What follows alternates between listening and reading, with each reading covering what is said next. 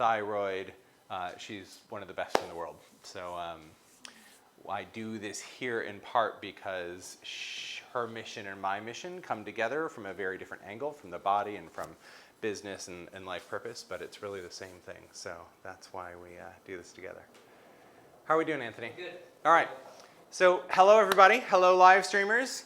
Hello, everybody here in Santa Monica. It's great to have you here. I'm Jeffrey Van Dyke. And these are events that we do every month. And it's really something I consider to be a community event, a community experience, a community of people here in Los Angeles, but also a community of people around the world live streaming with us. And people that watch the recording later on where they live in Europe, and it's a little late or early depending on your perspective for them to be with us live. So the purpose of these events is to support the people in my tribe, people that are entrepreneurs, business leaders, people that have a vision, people that know they're meant to have an impact on the world, to equip them with the tools and resources to have that kind of impact. Now, some of those tools and resources are directly related to business, marketing, positioning, go-to-market strategies. And some of those are related to who we are as leaders. How do we listen to that still small voice that carries us forward and calls something more out of us? And how do we translate that into something tangible and real in the world that makes sense as a business? So those are the kinds of questions we grapple with each month at these events. Tonight is a particularly interesting night, and it's something that was really inspired after our election. I kept hearing this voice, and the question that repeated over and over and over and over was, how big is your yes? How big is your yes? How big is your yes? And so that's the theme for tonight. Because I think there's tremendous opportunity afoot for us in the world. And we have two different paths we can choose in response to our new president in the United States. I know not everybody is from the United States watching, but this is a global happening. And so those are some of the things we're going to grapple with tonight. Let's see if there's anything else I need to say by way of setup. Once again, we are at the Hall Center, which is in Santa Monica, California. And Dr. Prudence Hall is a dear friend of mine. I adore her. She has such a gorgeous, big vision of reinventing health in this world. So we get to play in similar sandboxes from different angles. And so if you do need any support in that arena, you can go to thehallcenter.com and find all her resources there. Good. Okay. So let's drop into an invocation, and then we'll dive in from there. And so the message I always get around these invocations is that they're an opportunity to align our energies in service to a common goal larger than any single one of us. To align our energies in service to a common goal larger than any single one of us. And so we begin this evening knowing that there's a spirit in the air. There is something tremendous afoot in our lives and in this world. And it's calling something forth from us to move through us. And so as we move into this time together, may we be open. May we be open to listen, to discern. May we be open to a yes, perhaps larger than we've ever said before.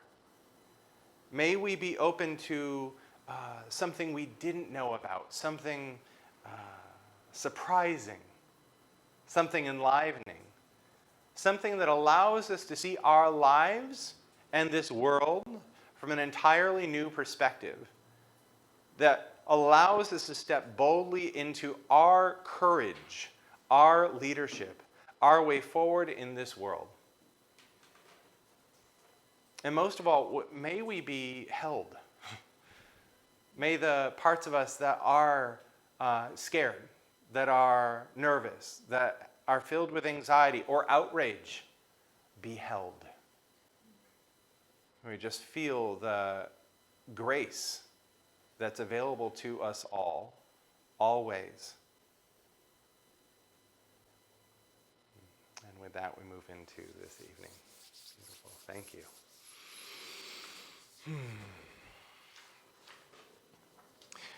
So this phrase, how big is your yes?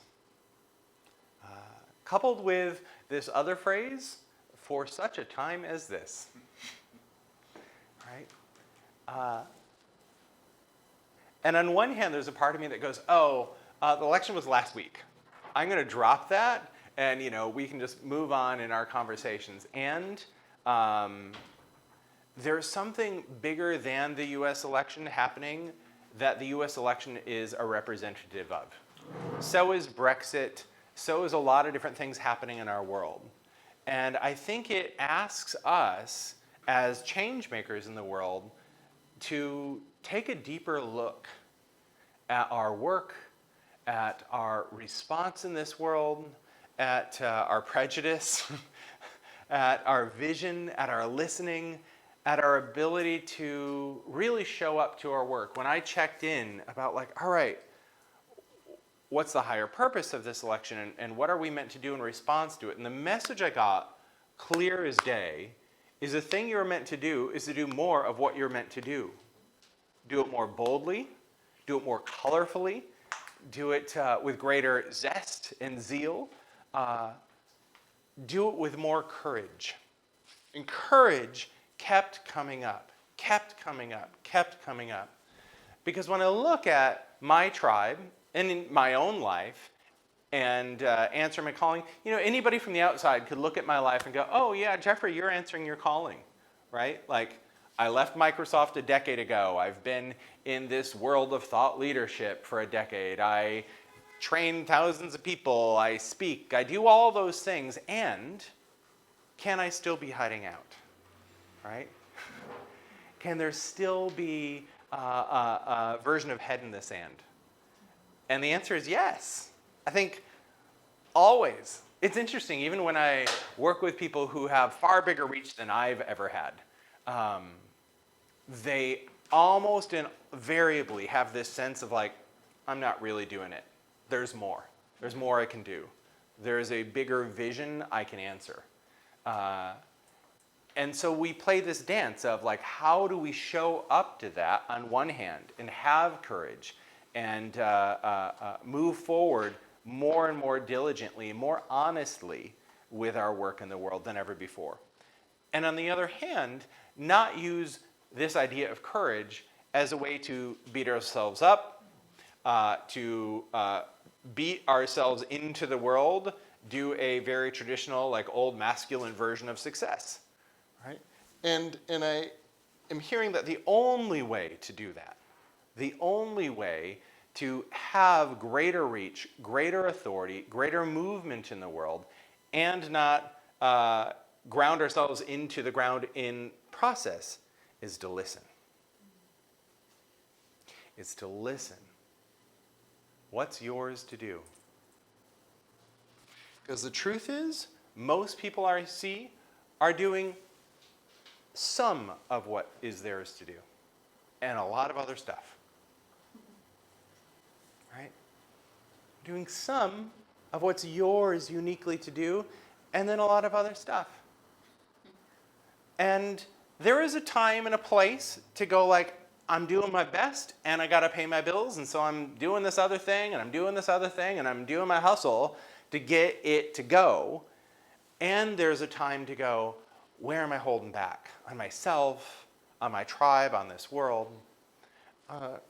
And the thing that I always see with people around where they're doing a little bit of their work is this push-pull with, I'm not so sure about it. That thing that feels most risky, that feels most God, I don't know if anybody wants to hear this, is the thing that unleashes your potential. Because it's only that thing that only you can do.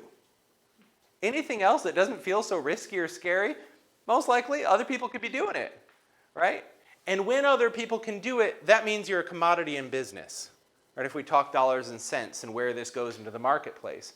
If you're doing something somebody else can do, that means you're a commodity in the marketplace.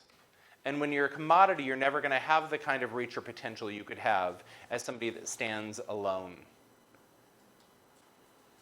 Now, standing alone is a challenge for a lot of us.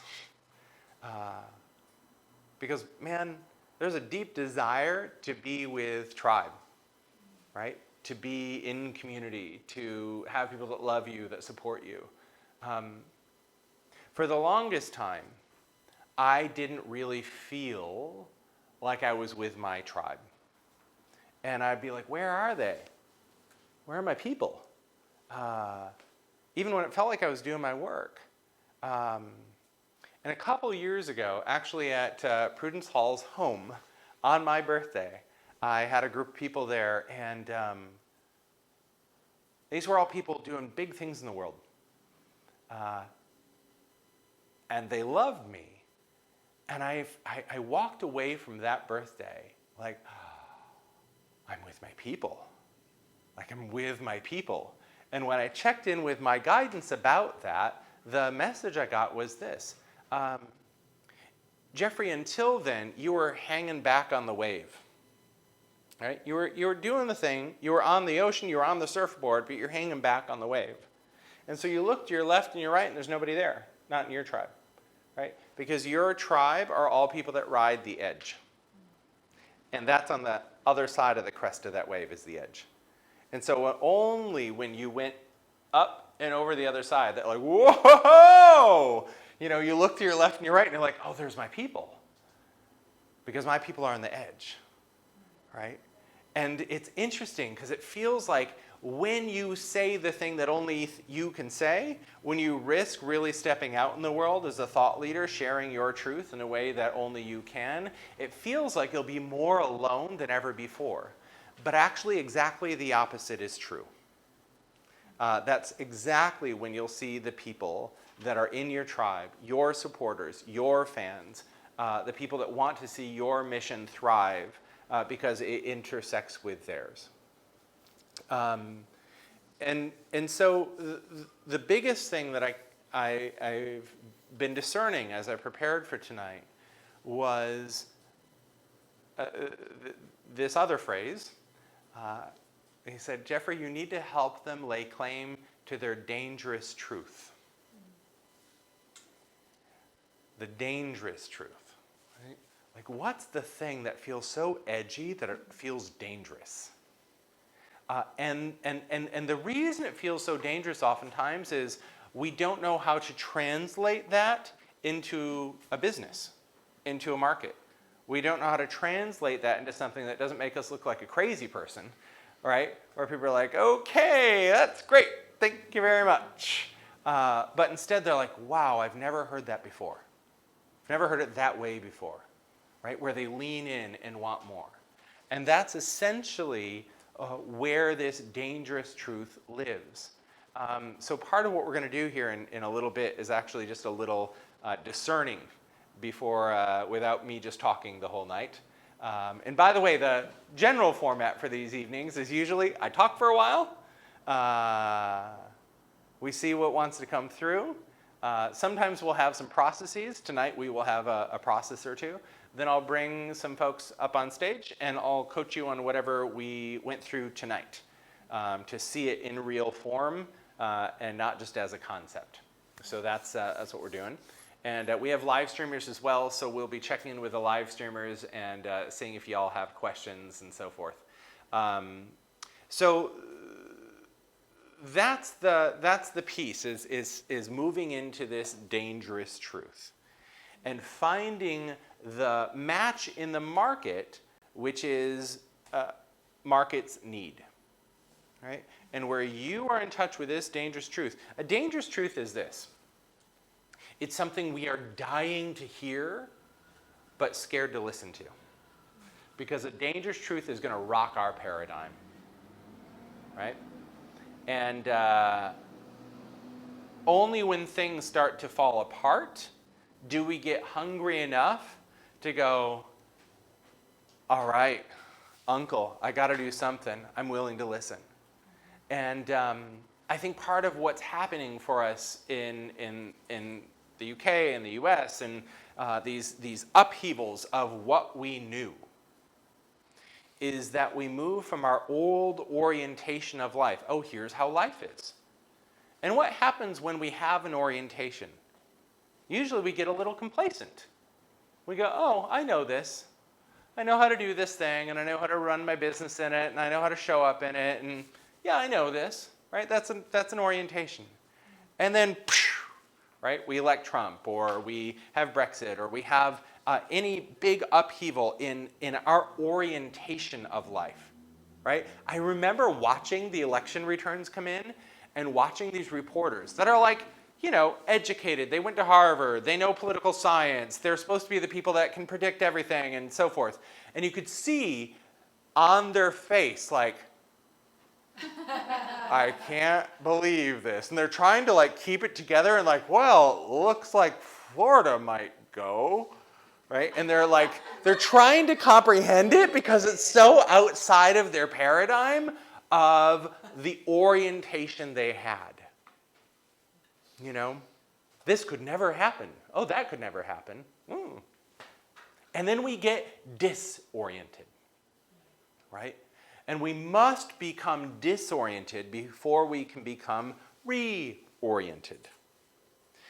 And that's the process we're going through here, from an orientation to disorientation to a reorientation.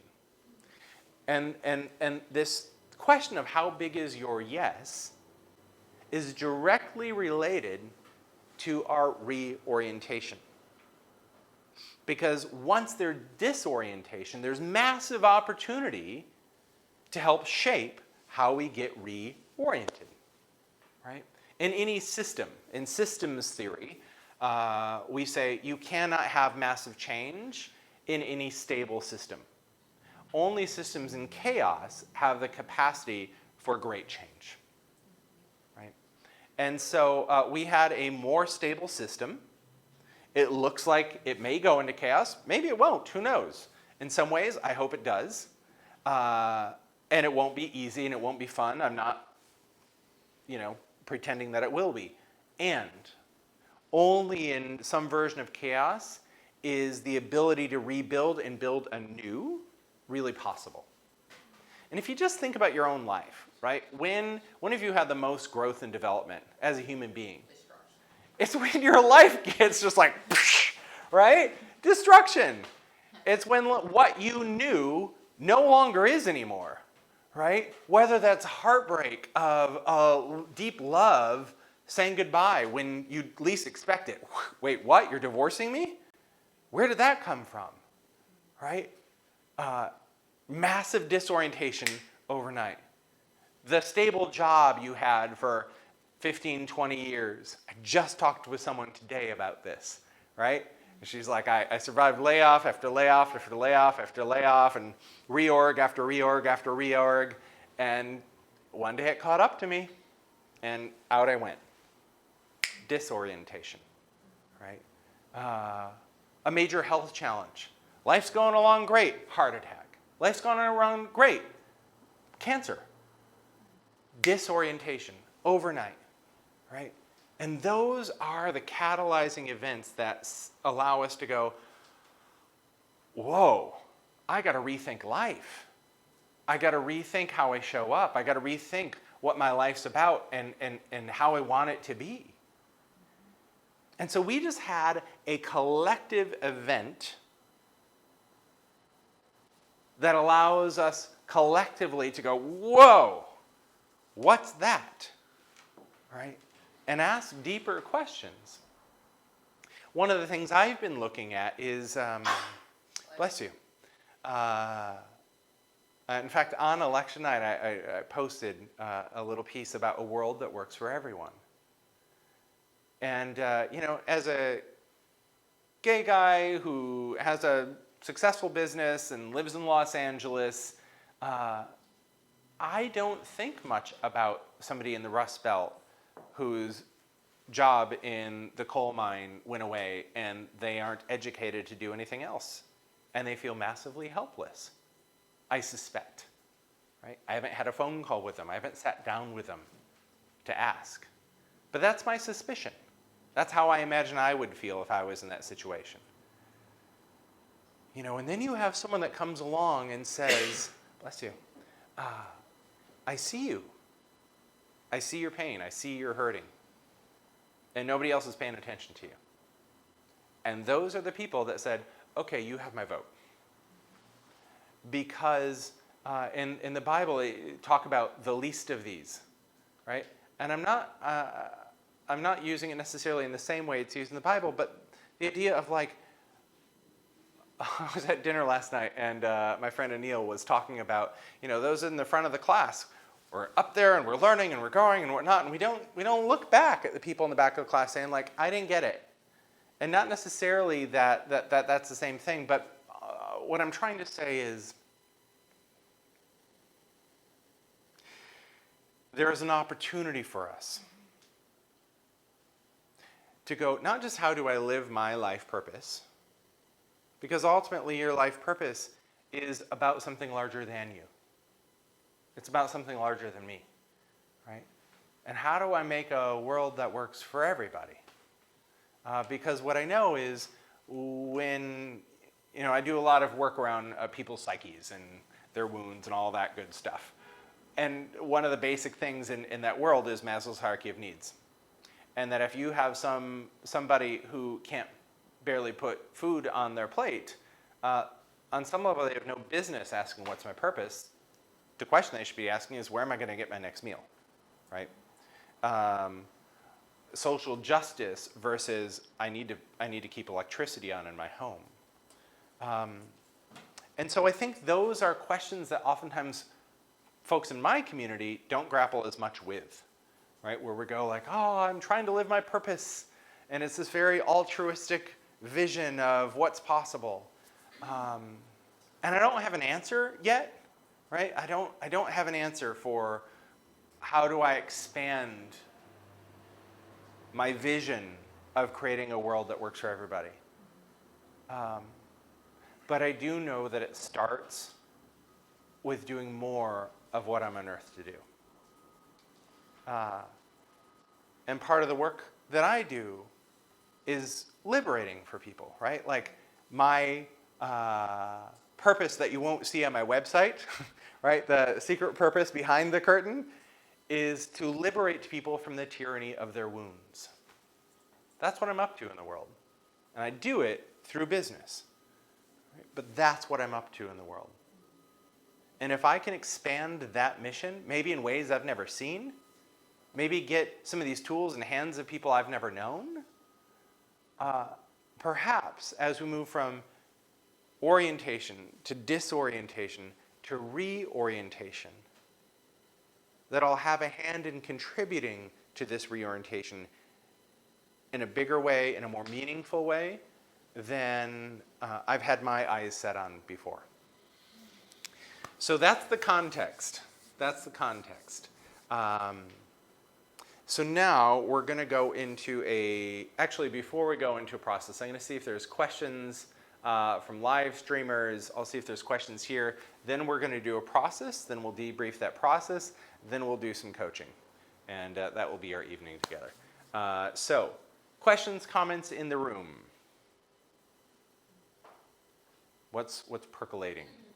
I think the danger is... Actually, just so people on live stream can hear you. Thank you. I'm excited about exploring the dangerous. What's the danger? Dangerous the dangerous truth. Yes, that sounds very exciting, and now I'm curious. How in depth, to go in that direction. Beautiful. Good. That's a great question.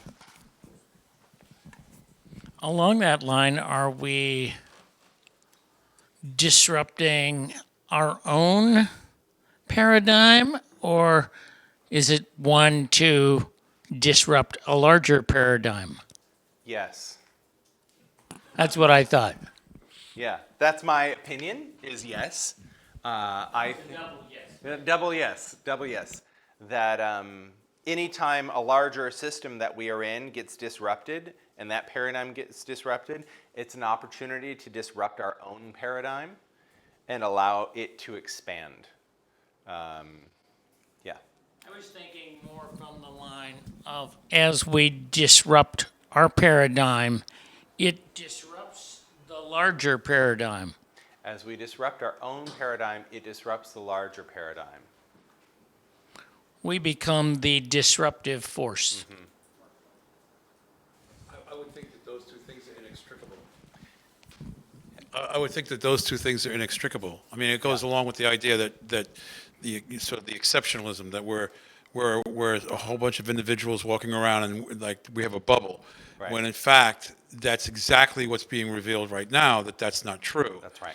And the idea of collaboration, I think that this, to me, when I look at what's happening, when I get past all the noise and all the grief and all that stuff, and the sadness of what's being revealed, is that it's inspiring to me that we're being really nudged into what's possible with collaboration. Rather than the whole the whole ridiculous notion of the self-made man, which Right. doesn't exist. Right. It's a fallacy, and so I think that this is that the Chinese character of chaos and opportunity being the same thing, which John Kennedy talked about. Yeah. And I also think that psychically, if I don't think that, I'll blow my brains out Right. because there won't be any reason to go on. Right. Yeah. Beautiful. Thanks. Yeah, I think there is. It's the thing we don't see. Right? We don't see that inextricable link in our daily lives. The bubble that most of us are in most of the time. I know I certainly don't. Right? I'm running my business and doing my thing, and picking my niece up from daycare. I'm doing that. And I don't have a lot of mechanism to go, how am I part of this, right? And politics is really about our collective life, our life together. That's what politics is, right? And how do we shape our collective life together? That's what politics attempts to answer. So, to your point, Clifford, and I think we have the opportunity to go, maybe I have more of a hand in this than I know. More of a hand than I know that I can't see, but maybe I could sense it. Maybe I could believe it and act as if it's true, because maybe it will be a more interesting life if I do that than not. The other thing you said, the fallacy of the self-made man, they just showed me that that's why we needed to prop up Donald Trump, because he's such a, he looks like that, even though he inherited what it's all built on. He looks like what people think rich people look like. Right, exactly. So there's something we're collectively wanting to look at, to re-examine, and he's giving us the opportunity to do that. One of the other things I appreciate. Let me just One of the- grab the mic here. One of the other things I appreciate that you're saying, and you're being very delicate about it, but you're challenging the left or the new age thought, the spiritual community, whatever you want to call it. And I think that they need to be challenged. We do. And I'll give you an example. I was in a restaurant in San Francisco, and it was right next to a yoga studio. And it was one of those places where you walk in and you order and you go to your seat and you have coffee, and it was right on the outside. This woman came out of she was wearing the Lululemon uniform, and she had her yoga mat behind her. Yep. She hit me. Yep. She 3 times hit me on the head with her yoga mat, completely unaware of it. And I thought, my friend wrote a song about it, which it's pretty funny, but I mean, that's how self-contained and self-centered we are. Yeah. And that we can be. Yeah. I'm so spiritual, and I wear a gauze tunic, and a white guy with dreadlocks, and I smell like patchouli. Don't fuck with me. Right. And it's absurd. Yeah. And I think that we need to be shaken up just as much as the other side, if Absolutely. you want to call the other side Yeah. the other side. No, and I think that's a big part of what I felt and am feeling in response to this is a big shakeup of like, yeah, it's time. Wake up. Let's do it. And this pretending we're on purpose and, touching a few people versus like, come on now. Why are you really here? What are you really meant to be up to? What is that dangerous truth that gets translated into an expression in this world? So, Dina, let's just check in with the live streamers, and we're going to go into a process. Okay. Well, the big question is, what is the dangerous truth? Oh, we're going to find that out. What is the dangerous the truth dangerous that truth? you're speaking about? And the other thing is, when you're talking about polarities, some people have had the experience of being dropped. Oh, when But- I talked about what? When you're talking about polarities, Uh-huh. some people have had the experience of being dropped, does as that in mean? pushed aside or abandoned or rejected by their family Yep. based upon the way they're voting or based upon Right. their ideas. Yeah. And that's coming up for people too. Yeah. No, I just talked with somebody Tuesday night who is back in eastern Pennsylvania visiting her family while the elections were happening, and had a very difficult time. So I don't think that's that's probably more common than not, and it does the same thing. Yeah. Right? It's still like, wait, how do I respond to this? Yeah, how do I respond? Because one person is saying, well, how long am I going to be wrong? But of course, that's maybe not the right question to be asking. Yep. All right, cool. So here's what we're going to do. We're going to do a little check-in process here in a minute around this idea of dangerous truth. I had a dinner maybe a month ago or so with my friend Joan Rosenberg, fabulous therapist, been in business for 40 years, really, really smart. And we were talking about, and I said, what have you seen in your 40 years of therapy? And she said, oh, well, one of the things I see is that people have to go through 4 basic processes or steps. There's an arc of growth and of contribution. And she said it's knowing what you know, speaking what you know, being what you know, and sharing what you know. Knowing what you know, speaking what you know, being what you know, and sharing what you know. And I said, Joan, that's kind of amazing because no one's ever hired me that's not conflicted around one of those things. And often they show up in my tribe when they're conflicted around knowing what they know and speaking what they know. And my work helps them step into being what they know and sharing what they know. And it's one thing to say it. The difference between speaking what you know and sharing what you know to me is this. When you speak what you know, it's the first time you're daring to like say this thing that's scary. Like the first time I told anyone I was gay. Right? It's a form of coming out on some level. Sharing what you know is after it's integrated and it's not about you anymore. And then you share freely, right? And oftentimes, it's a little scary to know what we know. And sometimes we keep the la, la, la, la, la, la, la around our guidance, around what we're meant to be doing, so that we don't have to speak what we know, be what we know, and share what we know, because we don't know what we know, and we can't do the rest of it, right? So often when people show up in my world that have a big calling, but feel like, I don't know what it is, I feel it, but I don't know what it is, they're scared to know what they know. Because the implications are, shit, if I know what I know, I'm going to act on it, right?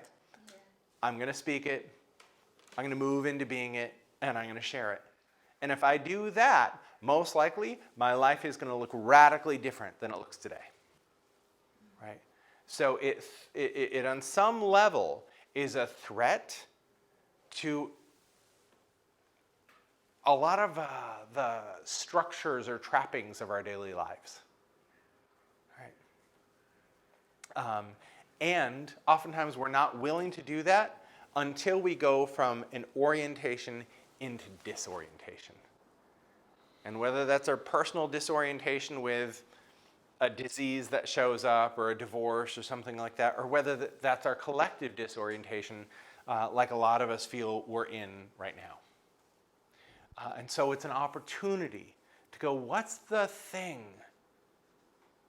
that wants to be known by me and eventually expressed by, as, and through me that maybe I've been reticent to hear?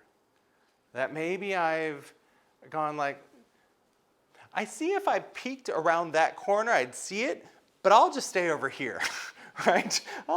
As long as I don't see it, then I won't have to know it, then I won't have to speak it and be it and share it, right? So I want to go through a process, just a little closed eyes process of listening. And then for some of us, we'll move from knowing to speaking and sharing it tonight and going from there. So live streamers, you can join us. You might want a pen and paper with you. You might want to just to pull up a Word doc on your computer for whatever comes through. But I'm going to invite you just to close your eyes for a moment.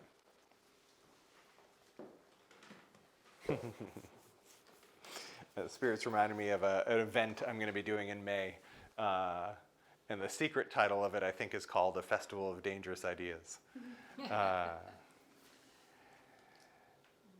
I want to invite you just to settle in for a moment. And whatever noise there's been in your life or in the media or in your day, just to let it to settle and allow your body to settle. Taking breaths in and even longer breaths out.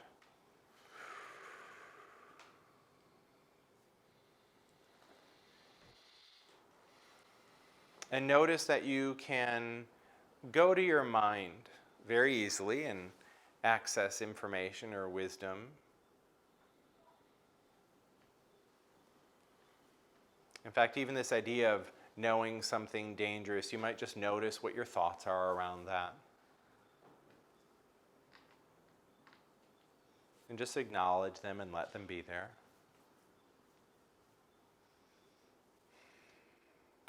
And beneath your mind, you might notice your emotions, your emotional self, your emotional intelligence. And notice that there's maybe a whole lot of different emotions around where we're at in our world right now, around where you're at personally or where you're at in relationship to this world. Those emotions may be conflicting. There might be a excitement on some level, and there might be a fear or rage or something else. Just noticing that.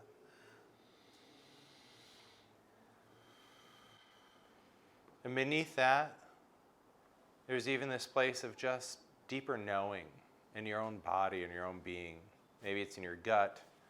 Maybe it's in your seat of knowing.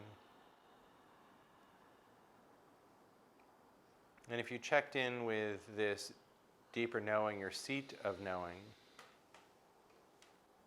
and if there was a message for you, you might just notice an answer there, information there. And so that's all in your experience. And now I want to invite you to move out to this fourth place that we might call your spiritual guidance. We might call it the grid work that connects humanity. We might call it the larger something that's happening now that has wisdom about it and your place in it.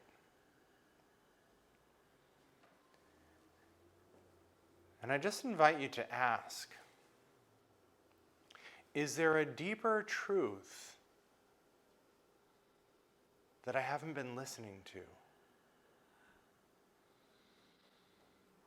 Is there a deeper truth I'm meant to be the mouthpiece for, that I'm meant to bring into the world, that maybe even feels a little dangerous, a little risky? It's going to require courage. What is it that maybe I haven't been listening to about what I meant to say, what I meant to do, where I meant to go in my life's work?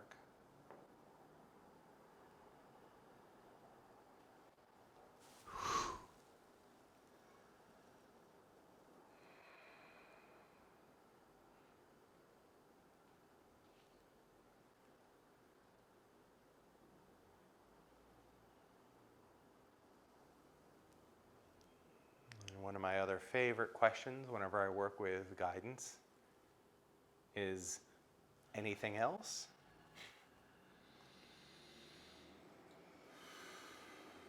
Anything else?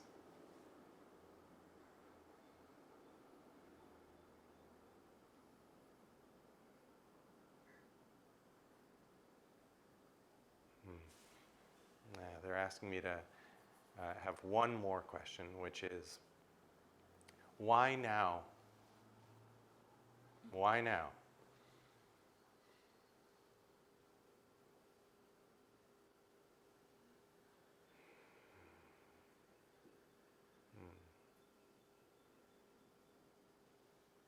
And whether you got anything at all, whether you got words or vision, a body sensation or nothing at all, just to acknowledge that you are held and supported, that you are connected to a field of wisdom you can tap into.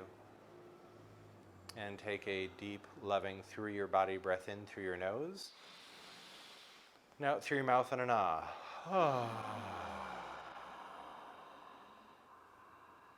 Allow your eyes to drift open. And just invite you to write down whatever you got.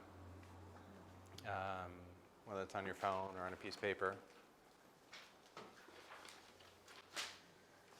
If you didn't get anything, you can write down any experience you have around not getting anything. And then we're going to take a couple shares, and we'll do some coaching on whatever came up.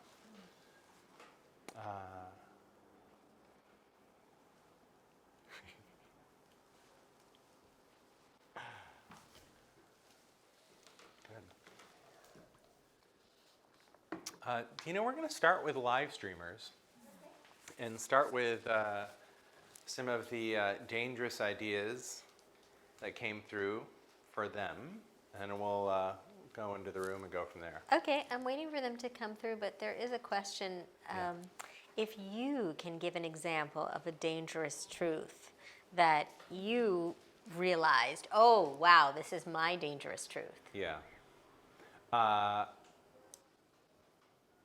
For me, the dangerous truth, and this isn't necessarily succinct or like, here's the one sentence, but the dangerous truth that I heard is that on some level, there's a part of me still scared to show up to larger industries with this body of work. And the message they got was, it's time to stop hiding out from them, right? They need you, and now is the time, and they basically just said, you're ready. So that's what I heard. And it's some of my old fear of rejection from white men in power. And they're like, nope, that's where you're supposed to go now, right? And you're supposed to talk about core wounds and its relationship to leadership and business and the value therein. And there will be some of them that will laugh you out of a room, but there will be others. Well, the message they say is metaphorically falling on their knees for this sustenance. And those are the only people those are my people. So, did that help? All right. Thank cool. you. We have what else have we gotten? we have some people who are talking about what their dangerous truths are and who they're meant for. For example, social justice, or knowing that they have a particular message for an industry, but perhaps they're still in the place of attacking antagonizing Right, the audience that maybe needs to be included in the message. So good. Yeah. So good. So let's just speak to that for a minute, because I think that's a really common thing of those bad people, right? Whoever they are. And I think when I see people really stepping into their bigger and bigger expression of their work, oftentimes it calls us to serve people we don't want to serve. People that in our wounding we don't want to serve, right? So when I say like white men in power, I grew up in a kind of upper middle class community of very religious, very conservative folks, and I always felt judged by them, and was like, left when I was 18. I was like, see ya, I'm out. And now I'm at this place later in my life where it's like, okay, yep, and now you're going back. Now I'm not going back to my hometown, but the archetype of the wounding experience where it's like, no, that's who you're meant to serve now. And I've said this before, but I'll say it again tonight. One of the things my guidance always says, and I know Tim Kelly always says this, is you cannot change that which you cannot love. But at a deeper level, when you serve those you felt most victimized by, you complete your cycle of victimization. Right? When you can kiss their feet, there's nobody left out to get you. Right? Then you're totally free to serve anyone, anywhere, at any time. And so there's it takes a just shit ton of courage and humility and grace and willingness to do that. And the more you do that, the more you liberate yourself. And the more you liberate yourself, the more you liberate this world. So let's hear some in the room. And then we'll do some coaching. Yes. So about the dangerous thing. Yes. Okay, here goes. This is a little scary. Great. This came up last time I heard you a year ago, where I feel like I am masculine and feminine, both. Yep. And even though I'm perceived as feminine woman, I don't really relate to a lot of women in the world. And in the tribal marketing course, I wanted to work with men because I work with them better. But what comes up is that, I feel like that's really dangerous. Oh my God, I'm breathing funny. That's really dangerous because then, I won't be able to have a relationship with anybody because they'll be wondering if they're gay or straight or whatever. And people think I'm weird whenever I say I'm an androgynous spirit. So, yeah. So it's saying that you're an androgynous spirit. Yeah. Uh-huh. Right. Good. And that's threatening in which way, in your experience?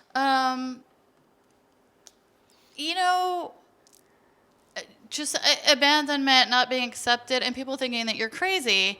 And what was coming up in that exercise we just did is I was seeing myself being persecuted as a male and as a female. Mm-hmm. Mm-hmm. Like, tortured. Yeah. Yeah. Yeah. So let me just explore one other thing. Okay. Is there something in that message about what you're meant to share with the world? For people to be themselves, Uh-huh. and not be defined by gender or what's placed upon you. That you're Got it. So you're meant to go towards gender paradigms and start shattering them. Well, I don't want to say yes, but yeah. But I was thinking I wasn't gonna say that or anything. I was just, Yeah. So good. And on its own can be terribly threatening, sure. Yeah. And part of the work then that I think sometimes as spiritual people we get a little lazy about, actually, because we're like, no, I want to stay in the clouds, right? I don't want to get down here and do the work. Part of the work then is to go, great, how does that translate into a need in the world, right? Because I know you're a businesswoman, right? So where are gender paradigms causing pain and struggle in businesses, in people's lives, that they're aware of, that they go, oh, we need to do something about this, and that they're looking for support around. And based on that, how do you package this service that challenges gender paradigms in a way that's a benefit to them? That's the shift. Because if you just go, I'm going to fuck with you around your gender paradigms, and be like, well, screw you, right? But if you go, I'm going to be in service to you, and there's a way in which gender paradigms are causing pain and struggle in your business, in your company, in your life, again, that they're aware of, and that they're looking for help around. And you come and say, oh, I do that thing that helps that. Then we start a marriage, right? Then we start a bond that's in service to something larger than you and larger than their problem. Make sense? Oh, yeah. Oh, that's a whole new thing. It's a whole new thing. It's a whole new thing. And here's where the dangerous idea is so needed in business. When you find this marriage, and I'm making it simple right now, it's not that simple, right? There's actually more processes to go through to actually build a viable business and go-to-market strategy and all that. That said, however, when you do that, the very thing that feels most dangerous to you is most liberating to your tribe.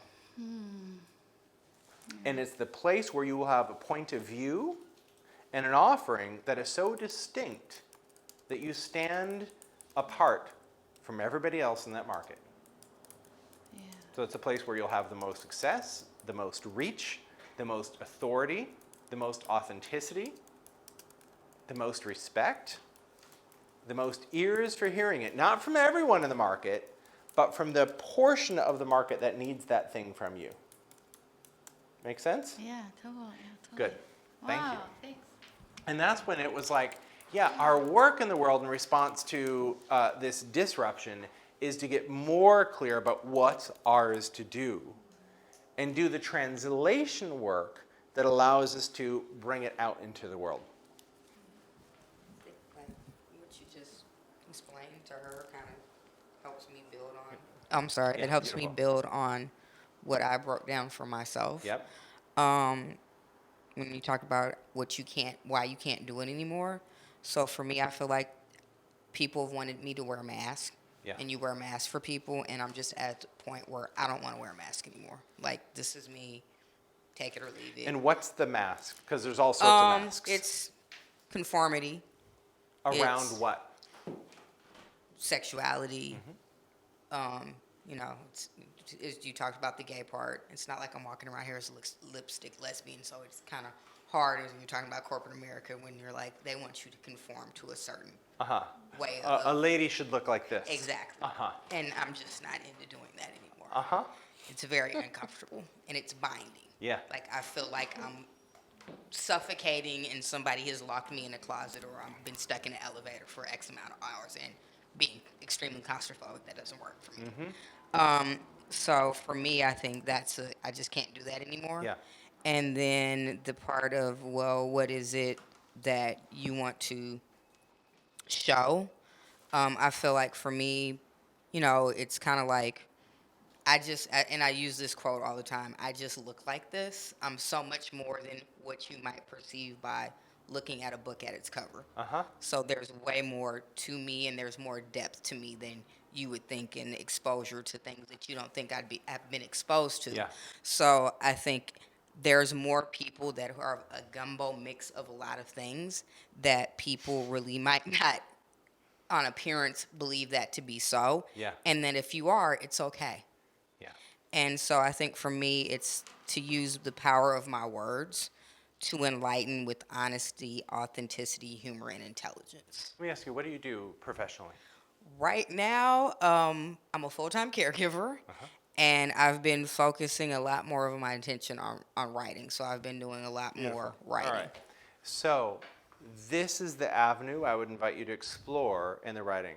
I love this phrase you just said around gumbo, right? Like there's a whole lot of ingredients in that gumbo, and it ain't just the sausage, and it's not just Right. the shrimp, and it's not whatever, right? And there's something around teasing out the flavor.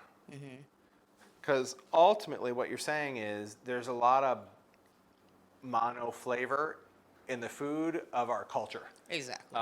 And the food being how we relate to one another, how we experience and express ourselves, etc. So here's the thing I would invite you to look for is who's having the experience. Two things. On one hand, who's having the experience of that being a problem that needs your voice, that needs your liberation. One of the things I always think of as business owners, as entrepreneurs, is, at least those of us that are doing transformational work in our businesses, is we offer our tribe some inherent permission that they cannot grant themselves. Right? We are permission granters. I know part of the reason I grew up as a gay kid in the Midwest is I had to learn how to come out. And I can't tell you, every single person in my tribe needs to come out. Interestingly, I don't work with a lot of gay and lesbian people. It's not like a massive part of my tribe. But we've got to come out about what we know. We've got to come out about our thought leadership. We've got to come out about the thing we're uniquely designed to do. And so, like, one of the permissions I know I grant my tribe is a coming out permission. Like, come out. It's a beautiful thing. And I know when you're in the closet, it's a scary ass thing when you're looking out there like, I don't know what the world's like once I utter these words. I don't know what that world's going to be. You know, and to get people to take the risk.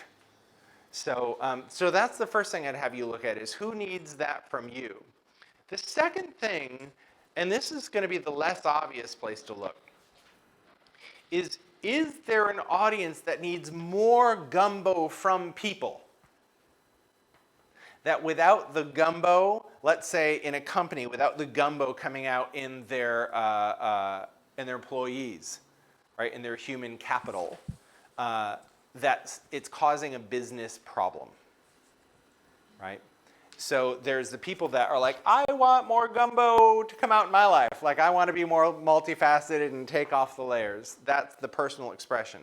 But then there's these collective expressions of like what breaks down in a company or what breaks down in a community or what breaks down in a society when we don't have people that are more fully expressed. And what are some of those problems that they're aware of? Looking for help around, and if you're in business, willing to spend money on solving, right? Aware of looking for help around, willing to spend money to solve. And that's where you start to see the connectivity between this thing that, see, on some level, is very personal.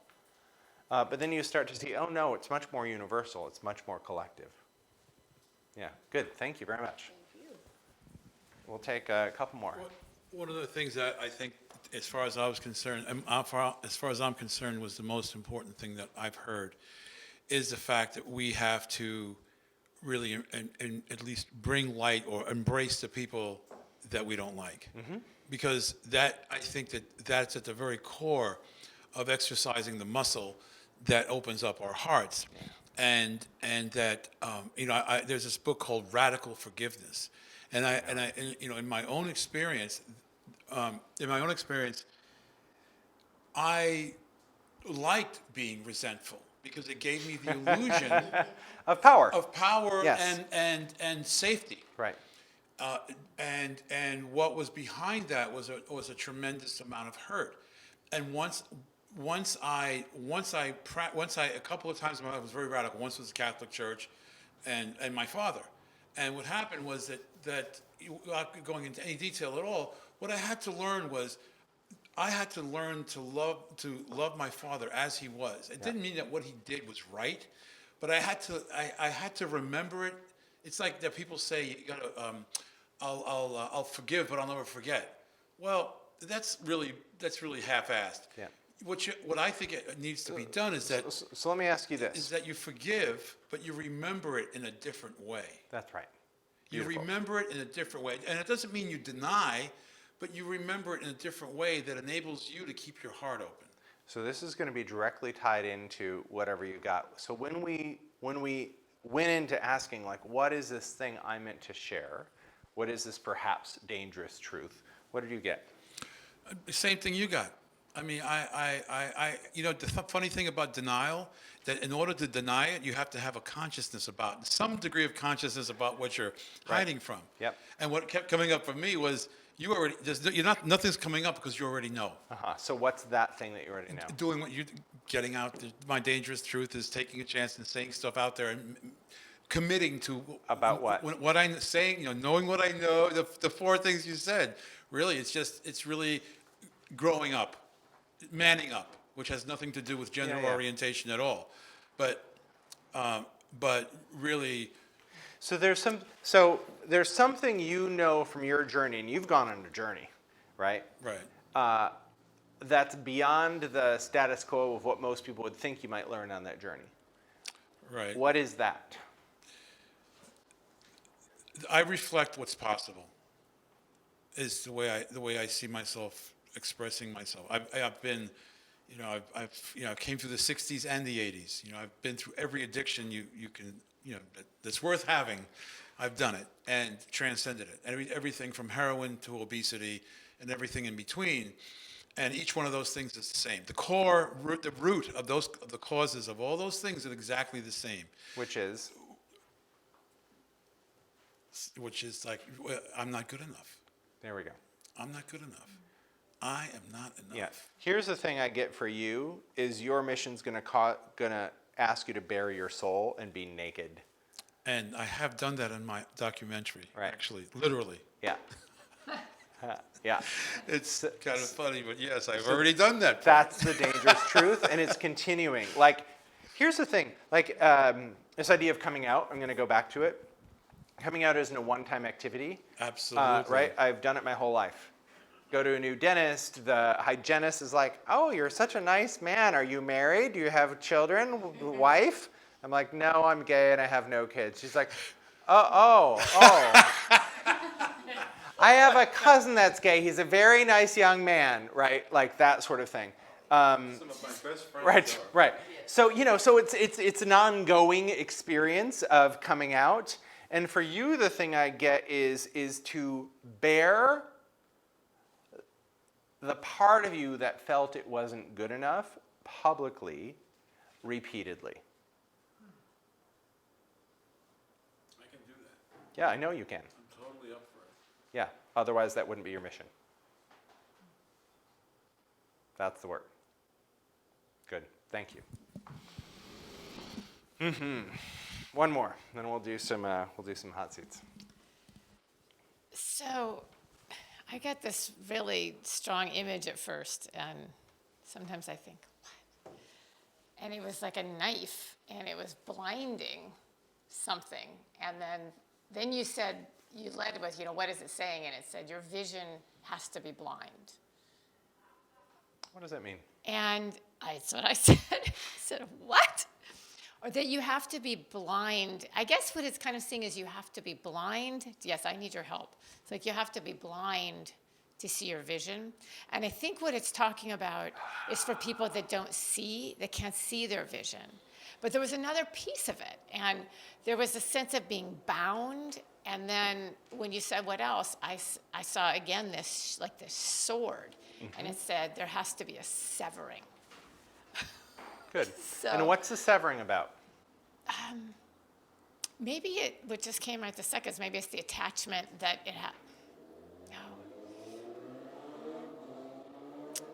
Maybe it's that final severing of it having to make sense.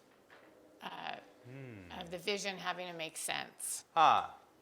So my vision doesn't make sense. I see this thing, it doesn't make sense. I don't know what to do with it, and so I'm going to stall out. Right? And severing from this idea that it has to make sense to take action on it. And I'm not feeling that myself, but I've been working with people. Yep. So I do struggle with seeing, that idea of seeing, and everything is about vision. All the Okay. purpose work is about All right. vision. So a lot of the seeing for us around our life's work is, can I see where it's going? Because if I can see where it's going, then I feel in control enough to take action, right? But if I can't see where it's going and I don't have that vision, I feel out of control, and so I don't feel safe taking action. Right. And of course, the whole design of that is to teach us faith, right? That this Right. thing that I'm called to do that I don't understand has a design that will reveal itself as I say yes to it, Right. I like and that. not before. Yeah. And if it revealed it all right now, it wouldn't be a playground to play with faith. Right? And ultimately, this whole thing, on some level, to me, is about faith. It's about, can I connect to something larger than me that wants to happen as and through me? And can I be so in touch with what that is that I listen, and act, one foot in front of the other. Years ago, a friend of mine was at a coffee shop in the East Bay up in San Francisco Bay Area, and met this woman who was a vagabond. She, for like 20 years, just each day wakes up and says, okay, where to, God? And then we like walk down this street, go into that coffee shop, talk to this person, and this person needs an ear somehow, and then she ends up living with that person for a couple nights, maybe stays at their house, or for a couple months, and that's her work in the world, right? That's massive listening, right? And we aren't all called to live that way, but to go, okay, oh, now this, now there, now pick up that phone, now go in that direction. But wait, it doesn't make sense. I know, but it's what I'm supposed to do. Okay, I'll go, right? And to me, if we want to go from orientation to disorientation to reorientation, the question is, what is crafting that reorientation? Is it our own understanding of what we think this world's supposed to be? Or are we tapping into something larger than our own minds that has a larger plan for what can happen, right? And when we talk about spirituality in business, it comes down to this very basic thing, which is we cannot create something new from our old consciousness, right? So it's like, listen. And then go, okay, right? And then go, ooh, right? It's that fun thing where you look back afterwards, you're like, wow, couldn't have seen that one. Didn't know that was around the bend. But wow, right? And then you get into, okay, one last thing, and then we'll get into this. When I was journaling a little bit today before I came about tonight, because I never know what these nights are supposed to be about until I'm standing here. I get an idea and it's like, okay, here's the theme, and that's about all I ever get. Today, I was like, okay, there's something more for me to get before I go. I checked in. And the message I got was to tell y'all, to tell the tribe. The first message was to have courage. To have courage. You're here for such a time as this. This isn't the time to collapse. This is the time to go, oh, that's right. I wanted to be here for this. I signed up for it. Let's go, right? That was the first message. The second message was to become experts at surfing the landscape of disorientation. And that if we want to be leaders in this new world, if we want to help shape the reorientation, what it asks of us is to become experts at surfing disorientation, because we're just going to have more of it, right? This, and not just 4 years, not just this presidency, but our world is asking for a major shift. And nothing changes without things breaking down. So we're going to have more disorientation before we have reorientation. And the message I got was, it's time we become experts at surfing disorientation. Because what will happen is people will seek you out as a guide, right? They're like, my business has been upended, my industry's been upended, my marriage has been upended, my life's been upended, please help. And they'll be looking for guides that can make sense out of chaos, right? That can surf disorientation expertly. That's what people will be looking for.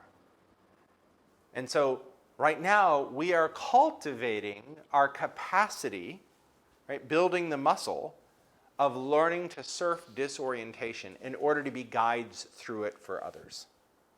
That's the larger picture of what I see is happening right now. And either we go, oh, disorientation, all right, bring it on, right? Let's learn to surf this. And if you've ever learned any sport or surfing, right, the first time you like hop up and you're like, whoa, and you fall off your surfboard and you do it a bunch and then you catch your first wave and eventually you like learn how to ride the wave, right? And then you see people that I'm not that are experts at doing that on water. But that's really what's going on right now is we are getting the opportunity to practice becoming experts at navigating disorientation so that we can be guides for others, because there will be a lot more of it before there's not, because there's a lot that needs to get disrupted in our world right now. Cool? All right, good. So, Dina, let me just check in with live streamers, and then we'll see where we go from here. Okay, well, everyone is agreeing about the disorientation. All right, cool. Yes, that's in accord. So yes, carry on. All right, so we're going to do a few hot seats up here. I'm going to describe what this is about and what it's for, and then I'll invite some folks up. So a lot of the stuff that I talk about on these evenings in the first hour tends to be a little bit more conceptual, and then we need to ground it in reality. And so I like to bring people up and coach some folks so we see what the concepts look like in somebody's life, in somebody's business, in real time. And so on one hand, it's to benefit you and your evolution and your growth, but really on a bigger level, it's to benefit us in this room, to benefit the live streamers, to go, oh, wow, I see myself in that person, or I see this piece of myself in that person. And then it allows us to grow as a community. So that's the primary intent. Let me just tune in here a second.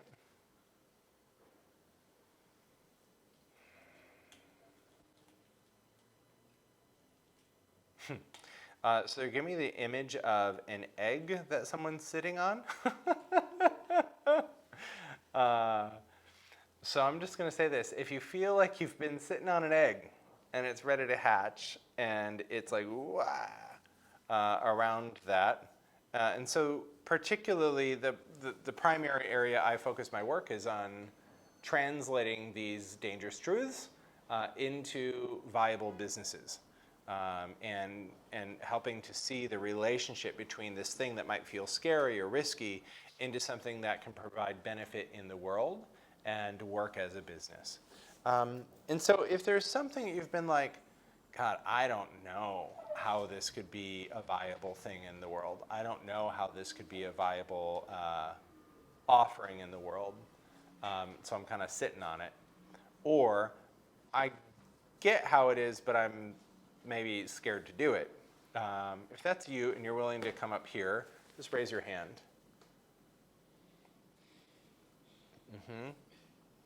Let me just check in with you, my friend.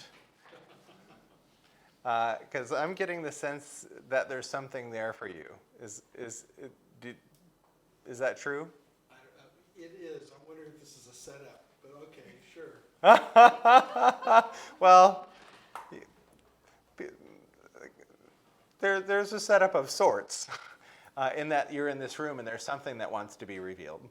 No, I just feel like, yep, you're the guy. So if you're willing, I hate to ruin your show, because I'm not sure if I fit in an exact pattern, and it's gonna be messy. cool.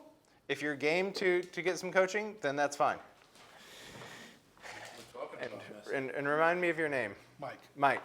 Thank you, Mike. Appreciate it. So, good. So first, let me just ask, what kind of business are you in? I'm in a failed business. Uh-huh. But I'm also at a crossroads as to whether or not I'm going to just leave the business or sell the business and maybe get involved with politics. All right, cool. Good. But the business is really viable. It's been stopped for reasons, not because of uncertainty on my part. Yeah. And I've just been waiting because I'm looking for a savior, probably, or someone else to help with this. Yeah. So far, it's been my. So first, let me ask you, just tell me a little bit about the business. It's called Nutritious. We have designed 5 or 6 different foods, initially being sold to hospitals and then was going to roll out to retail. We had a huge following at trade shows, including the U.S. government for one of the products, which is a fortified soup, kind of like Ensure, except for instead of being sweet and sugary, it was savory.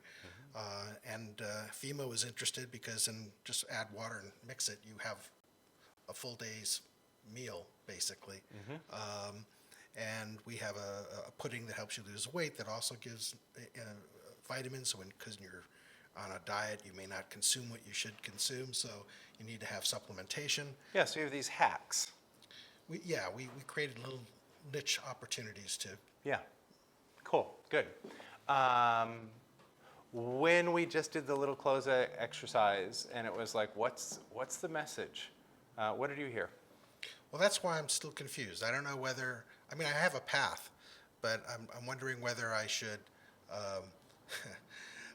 go work for the FTC and clean up the food industry, or if I should go and just a foreign manufacturer that might see opportunity by coming into the U.S. with the inroads that I've made and the opportunity to be able to manufacture here in the U.S., at least with these products, or to go into politics and run, I don't know, try to change things. Cool. So what's the thing that you heard? Well, that I was really more focusing on the fact that who was it that may have called to get me to be here in this room today, and because that would maybe explain it, because I have a group of people that want me to get involved with politics. I have other people who want me to just go with my company, maybe even if it means moving somewhere else. Yeah. I don't know. All I'm right. confused. All right. Cool. So here's where I want to go. There's 2 primary ways for us to get motivated, and fuels that fuel our motivation. One is our old stories and our old wounds and our old key decisions and our reactivity to them, right? So if it's like an old wound that says I'm not enough, and then you want to prove that you are, or that says I'm a failure and you want to prove you're a success, or what have you, right? And it's the reactivity to that can fuel our action, often in the first half of life more than the second. And then there's a second fuel source, and I call this a wound-driven psyche and a purpose-driven psyche. And a purpose-driven psyche is fueled by desire. What do I want to do, right? What's the spark of that something interesting? So when you think about the failed business or the dormant business, if you were to bring that out of dormancy, is that something that's sparking desire? Yes, that's what I meant to be doing in the world. Or is it proving something? No, I think it's really what I want to do. And I don't need to prove anything. I've had successful businesses in the past. This is one that I had after having a heart attack, decided to get involved with healthy food. and it's a hot enough concept so that big companies were getting in my way, or they thought I was in their way. But there's so much other things that need to be fixed. And, Yeah. and maybe I should do something else and let someone more skilled at the food business do the food thing. So, good. So there's a couple places I would invite you to look, which is to practice where you source your decisions from. And I think for a lot of us, when there's like, gosh, I could do this, or I could do that, or I could do this other thing, oftentimes in our mind we're playing ping pong. Should I do this? Should I do that? Should I do this other thing? And it can just keep us going around and around and around without knowing, right? Or we can go into our emotions, like, oh gosh, if I do this, I would feel that way, but if I do this, it may make me feel this way. But to me, there's a third and a fourth place to go for information. The third is like this place of deeper wisdom. That's usually quieter, that you can source maybe from your gut. Oftentimes for me, it feels like there's a knowing. It's oftentimes much more simple than all the thoughts in my head. So that's a third. And the fourth is to go to something outside of your psyche. We might call it spiritual guidance, or we might call it connecting into what wants to happen in this world. Well, I feel more with the third idea, and perhaps because of some of the hardship that I've gone through, falling from a 1%er into a no percenter, I think I have more empathy and understanding of what it's like to not have, and how important it is to take care of people so that they're not, so we don't have another French Revolution. Yeah. So here's the message that I just got for you. Your grief will lead the way. So when I look in your eyes, I see grief about whatever you went through. But I also see that it informed you and that it opened your heart.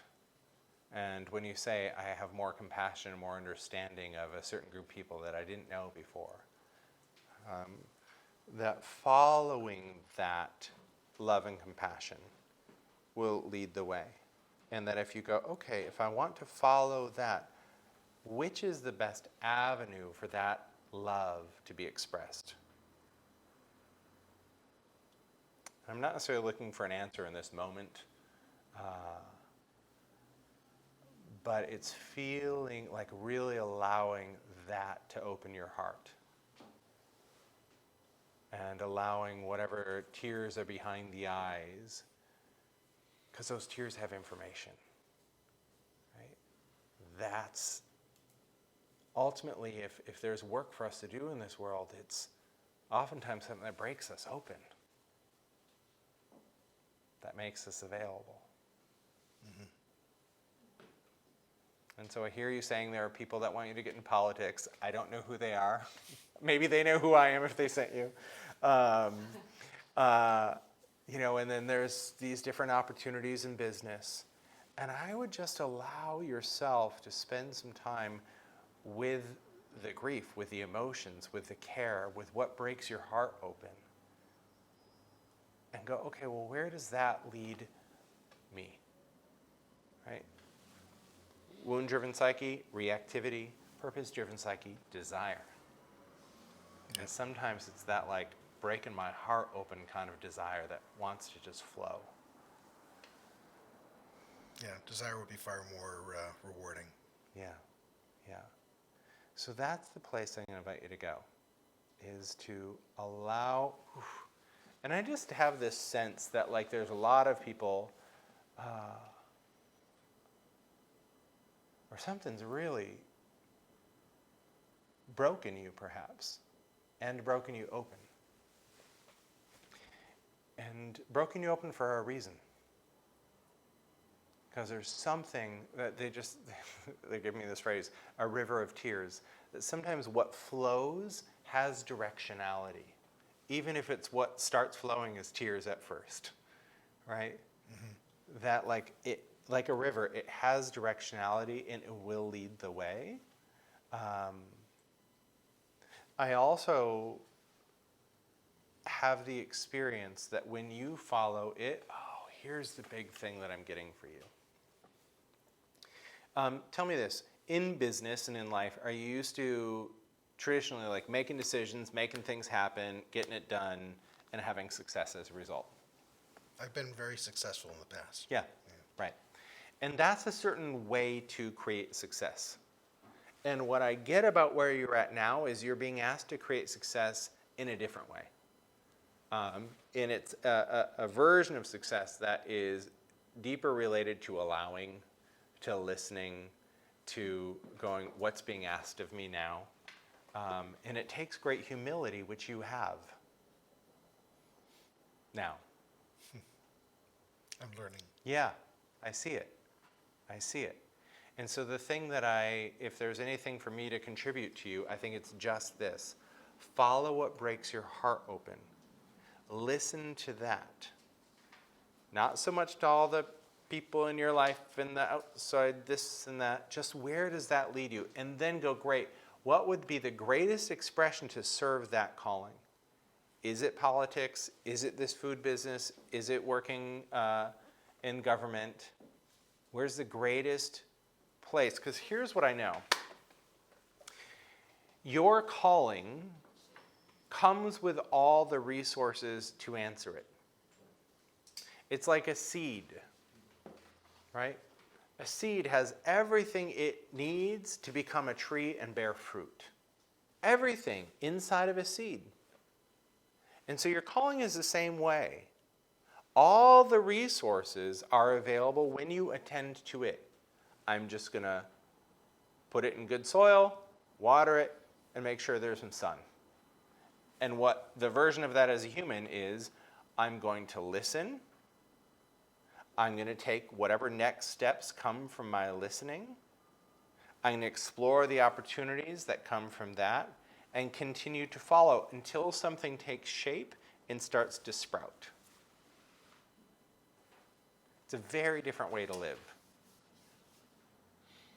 But when you do that, all the resources for it appear. They do. And that's when there's like, wow, I'm in communion with this world in service to this thing I'm here to do.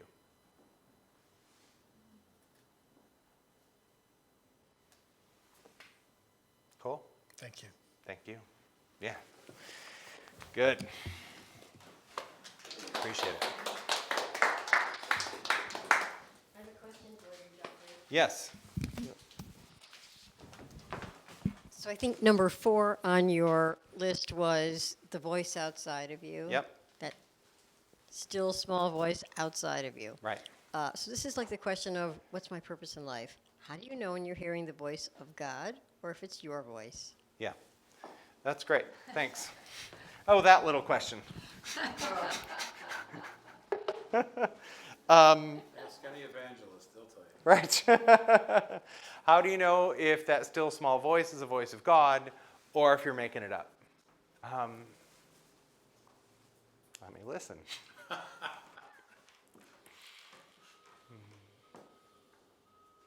When I was a kid, we used to have this song at church, and it said, there's a sweet, sweet spirit in the air. And it went on to speak of this sweet, sweet spirit. And I know there are angels all around. Something, I forget what it is. But if you look at the poetry of Rumi, right, or any great devotional poet, or these great devotional songs, in my experience, there's something oftentimes very sweet in that voice. They're showing me two sides now. So one is, when you listen to it, even if it doesn't make sense, does it bring peace to your body? Does it feel right somehow, even if you can't make sense of it intellectually? Right? So that's one side. And I don't intend this to be a definitive answer, but it's what I'm getting here. The other is, does it cut? Which is sort of the opposite side of that sweet devotional spirit, right? Does it cut through all the crap and go like, boom, and you get this like gut sense of like, oh. You know when somebody's giving you a truth bomb and you like, this summer I was getting mentored by a guy that teaches storytelling and stuff. And he said, you know, Jeffrey, it's very subtle, but there's a way that you keep a little buffer between you and your audience. And he's like, I think for where you want to go, that's not going to work for you anymore. And I knew when he said it, it was true. And I knew it had as much to do with my profession as it did my love life. And I knew that I was ready to hear it and to open up at another level. And it was that kind of like cutting truth bomb that's like, ooh. So I think sometimes it feels like that. It feels like clunk. Wow. Right? Sometimes feels like a dangerous truth. And sometimes it feels like, oh, when I think of that, it feels right. It feels sweet. So those are the basic things. There's another thing I would say, which is the mind, the ego, is designed to create and maintain a consistent sense of self and a consistent sense of what life is.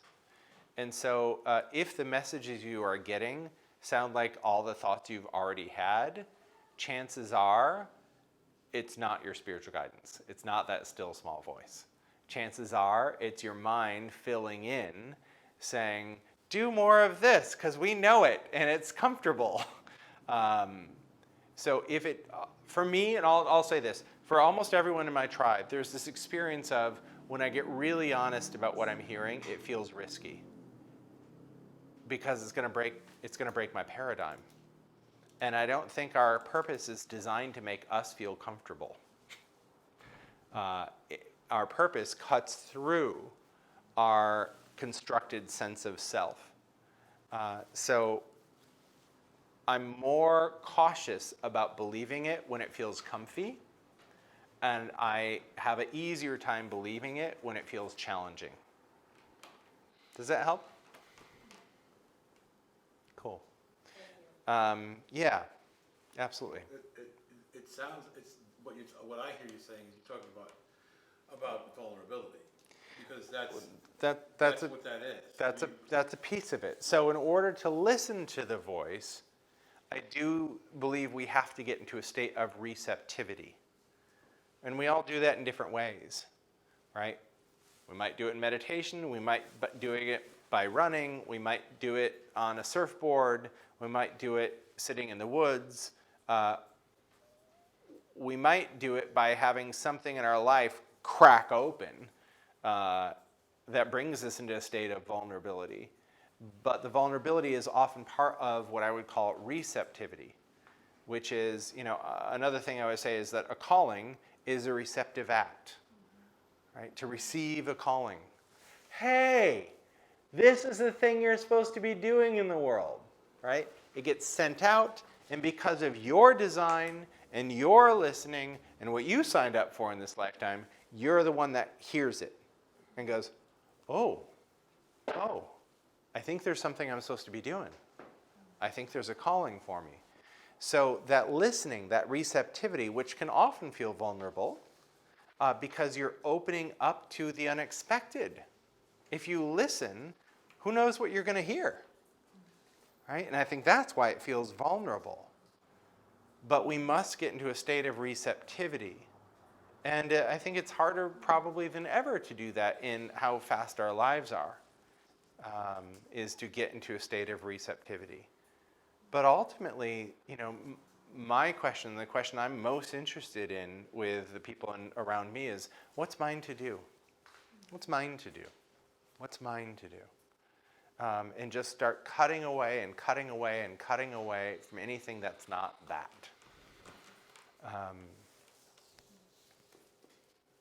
So, yeah, that's the thing. One other thing I'll add about a calling, and I love this part, is if a calling is a receptive act, it means that there must be people out there in the world sending out the call. So there must be people waiting for you to answer it. There must be a community, a tribe, a group of people saying, we're waiting for you. You know, please bring this sustenance to us. We need it. And I think oftentimes the most impactful leaders aren't ones that are like gung-ho to do it, right? They're people that go, I had the call and I had to answer. At some point, there was no option but to answer this. It's not that I didn't sign up to be the dude that teaches about the relationship between wounds and marketing. To be like the wound-based marketing guy. I sent that out in my emails today, right? It wasn't like that was my childhood dream. When I go to parties and people are like, what do you do?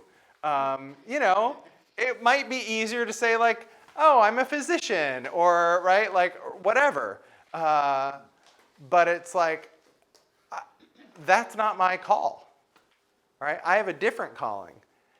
And it's not like I was like, yay, that's my favorite thing, right? Like, I own an ice cream shop. That would be a fun one. I'm a race car driver. That would be a fun one, right? But for whatever reason, I had the capacity to hear something else, to receive this unique calling. And this idea of how big is your yes is, to what degree can I show up to it? It chose me. Am I choosing it back? That's really the question, right? And again, I don't think that's a one-time activity. I think my ability to choose it back increases and increases and increases the more I say yes. But that, to me, is this journey of answering a calling, is it chose me. Can I acknowledge it? Can I know what I know? Right? And speak it. And can I choose it back and endeavor to become the living example of the transformation, whatever this calling is, promises in the world, so that I can share it more and more and more and more. Right? Part of what I've been working on lately is we'll be talking about more as these events go on and some other parts of my business around establishing more authority in the marketplace. And certainly there are ways to do it externally, right? Hire a PR firm, go on ABC and NBC and CBS and Fox and whatnot, and put the logo clouds on your website, and those can all be fine and dandy things. But beyond that, what is authority? And to me, authority is something that people see in you. That when you speak about your work, that you're such an ambassador of it, that it's so integrated that they don't question you. Because it's all right there, right? That, to me, is a big part of developing authority. But that takes work, right? And there's a relationship between embodiment and authority. Embodiment is the inner work. Authority is the external result of embodiment. But the more you can embody the transformation you're here to cause in the world, the more authority people will see in you as you show up in the world. And the reason they will see it is because you will own it. When I say that my deeper purpose is around liberation, liberating people from the tyranny of their wounds, you know, there's not a wobble in me about that. So you don't go, oh, I don't believe you. I don't believe you can do that. I don't see that authority in you. You go, oh, yeah, I see you can do that. That makes sense. You wear that. All right, good. So let's check in with live streamers. We're having a fantastic time, having all sorts of wonderful conversations. They have their own world. We have chat our back own and forth. cosmos over here. Right. Yes, everything is going well. So they are asking if you're going to do another hot seat, though. Yes, we'll do one right now. Okay, cool. Yeah. Come on up. Remind me of your name. Laura. Laura. Laura? Yes. Laura. Awesome. Like Laura Ingalls Wilder. Yep. Little House on the Prairie. Beautiful. Thank That you. was an old throwback. Yep. Good. So, thank you. Thank you. So, right now you're a full-time caregiver, and there's a dream. Yes. There's a seed Yes. that wants to be germinated and tended to and sprout. What's that? Writing. Writing. Yeah. Good. Who is the writing for? I'm gonna say selfishly for myself. Uh-huh. But I know that it's supposed to help somebody. I don't know Yeah. who, what, Yeah. where, how. But What's the writing about? it's selfishly kind of about me and just the things that I've experienced, things I've seen. Give me some themes. Themes, like a day in the life. But one is it's not a big one, but it's one that's kind of comedy and humor to it.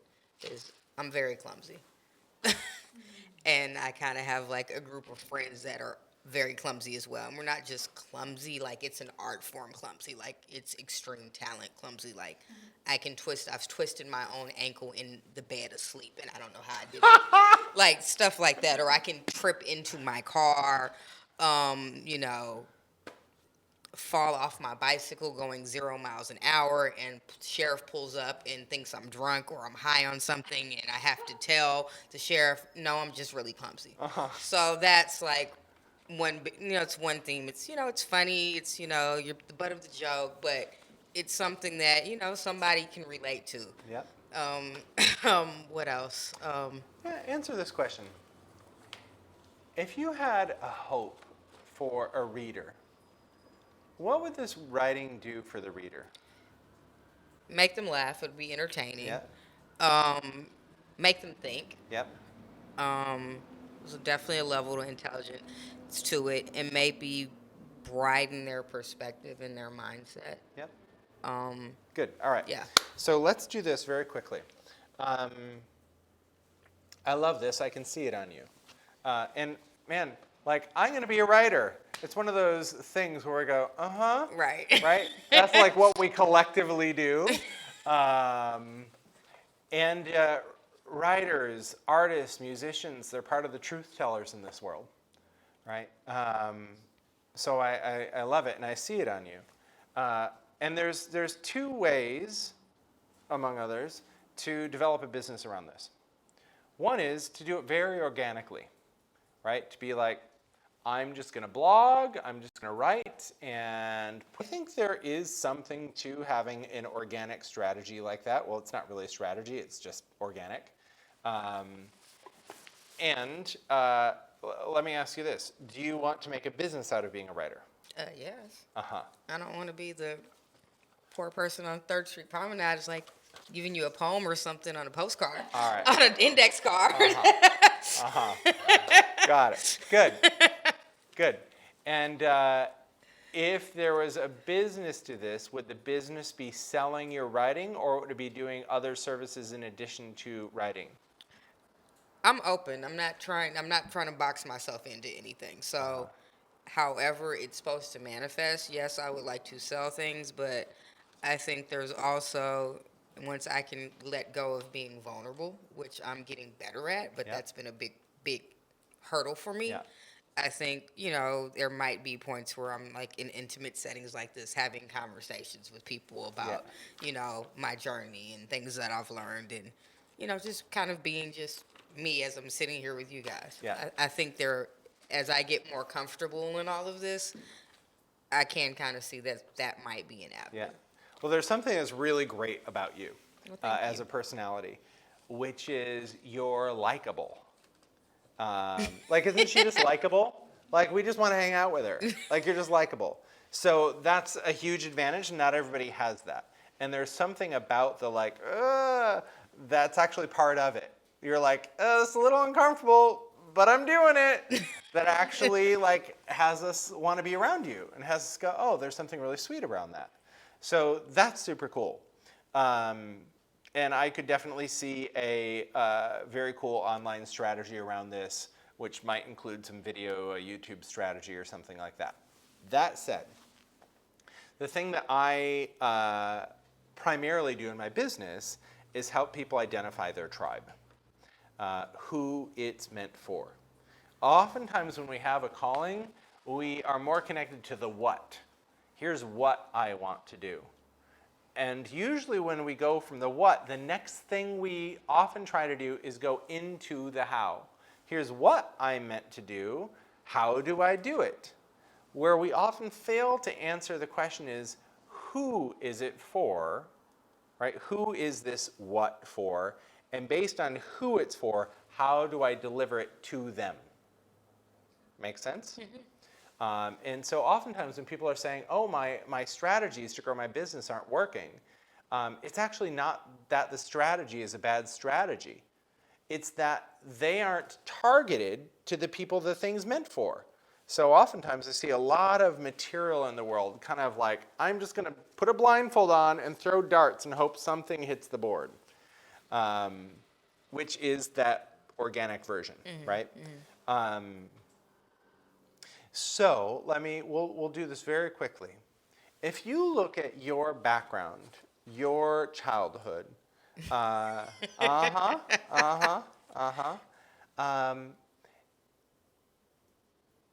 I'm curious if you're already aware of what I call a wound pattern. Oh yes, very much. And what's that? I watched your video that you did when you were talking about the wound pattern. All right, cool. Yes. So what would it be for you? That I wasn't covered, abandonment. I think abandonment, and it's probably the biggest one. Abandonment, and I wasn't covered. I think those. What's I wasn't covered? What does that mean? My parents were so caught up in their own stuff and causing painful wounds to each other that they didn't think about how it was going to affect me. And I was kind of used at certain points as a pawn in a power struggle. Woo! All right, good. So when I'm looking at discerning who your tribe is, part of what I'm looking at is what's the transformation that they need from you. And the way we can discern what that transformation is by looking back at the pattern you went through, because that's a training program, right? And this pawn thing, I'm getting a lot of buzz on it. And let me ask you, as an adult, have there been times where you felt like a pawn? Oh yeah, definitely. Oh yeah. Yeah. Being pulled this way and that way. Yeah, well, I think that also falls into the mask. Big time. And when you are being used as a pawn, how do you feel? It's not comfortable. It's uncomfortable, and I recognize the wound. So if it's where I'm being used as a pawn or it's an abandonment, like it's just like a monster. It's like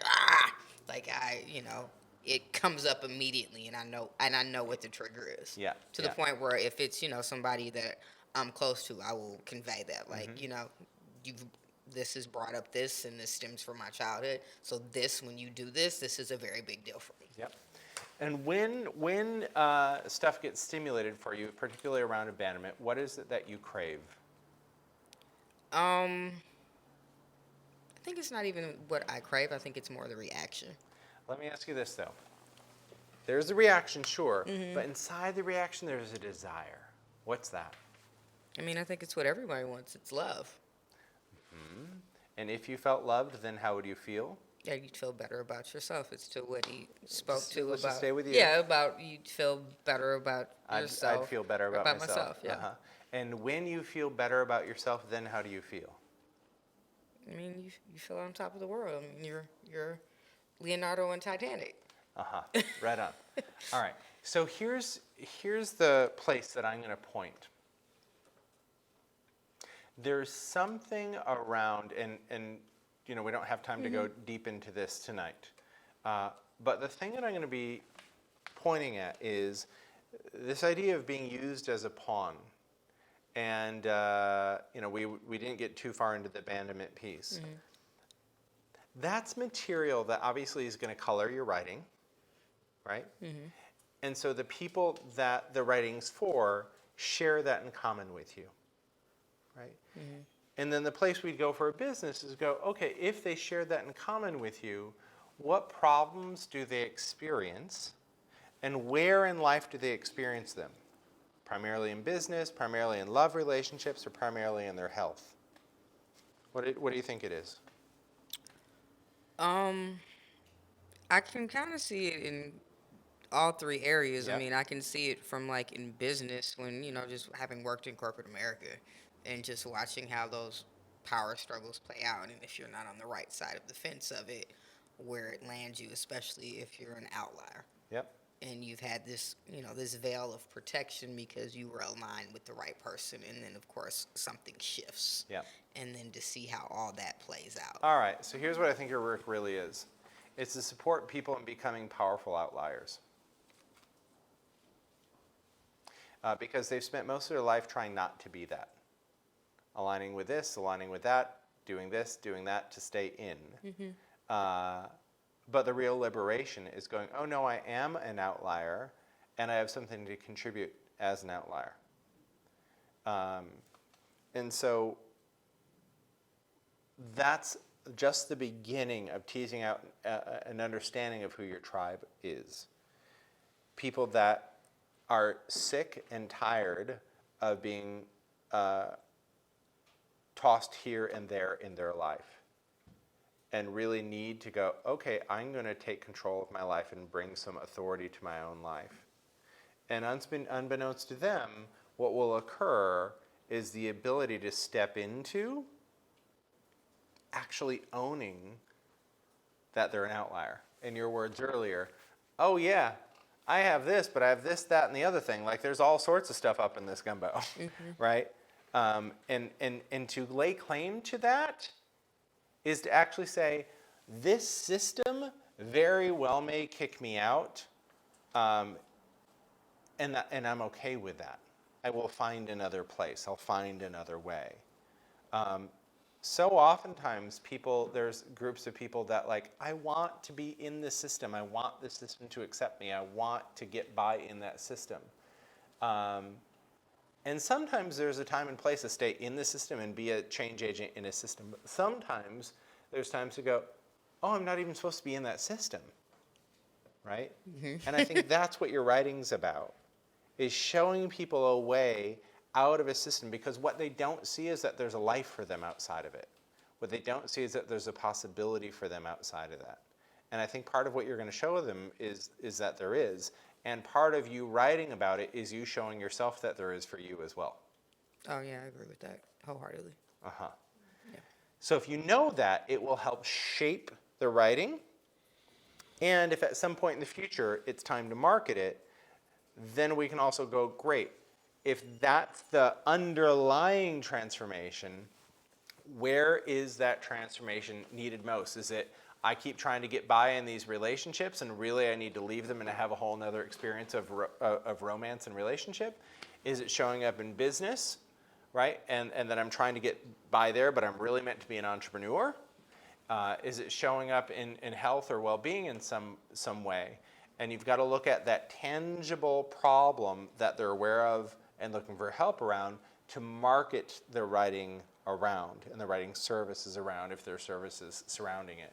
But for now, I think the primary thing for you is just to go, oh, my work is really about showing people that have always tried to get by in this way, that there is another way, and they actually don't have to claw to get their seat at that table. There's a whole nother table over here, and you're showing them the direction to it. Cool? Yes, very Awesome. good. Thank you. All right. I have to go write all that down. That's right. Thanks, Laura. Beautiful. All right. So we're going to wrap tonight in here in just a minute. Before I do that, let me just share a couple of final things.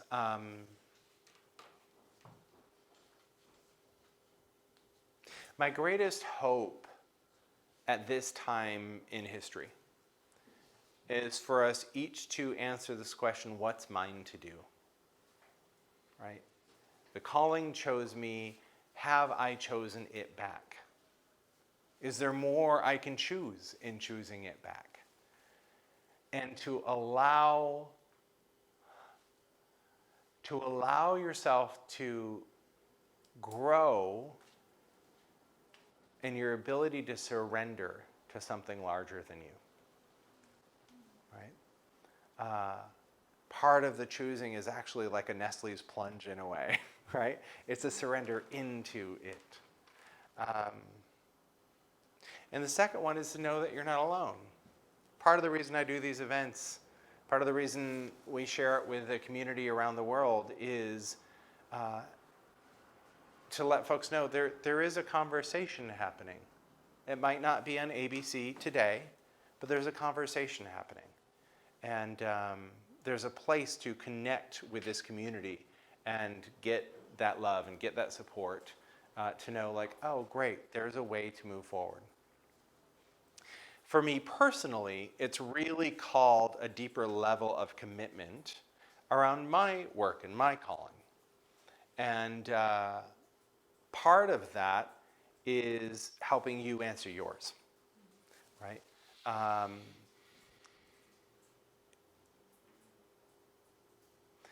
One of the things that's happening right now in my business is some really interesting and cool expansion of bringing on new team members and expanding the amount of people that are supporting this body of work.